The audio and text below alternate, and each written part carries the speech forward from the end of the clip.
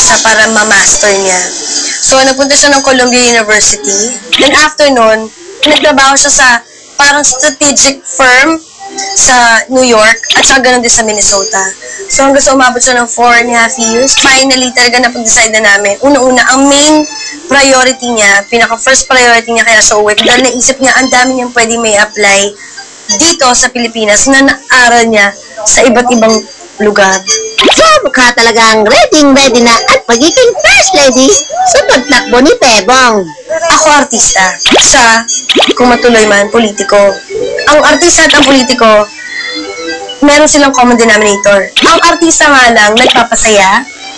Ang politiko, tumutulong at umaalalay. Challenge, tell us something naman about your relationship with Bebong.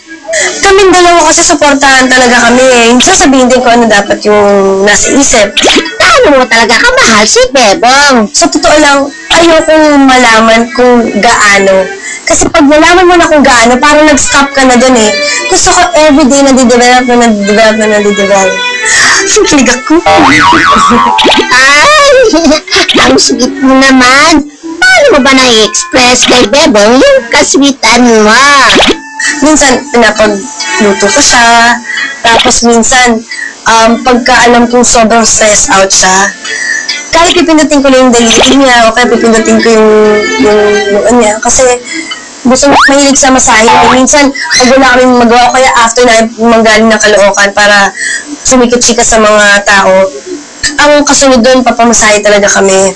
So, inaalagaan ko yung diet niya. Ako yung nagpe-prepare ng diet niya. Sinusulat ko sa papel, tapos bibigay ko sa kanya baon niya, pupunta siyang Caloocan. Nasa lunchbox ha, kasi sabi niya gusto niya daw yung typical lunchbox ng mga bata, yung plastic na may mga may mga cartoons at may mga hero, ganun, sinubuksan na ganun. Pero bago natin ipagpatuloy ang enjoy nating chikahan with our special guests, mga human friends, narito po muna ang isang paalala mula sa ating mga serious sponsors.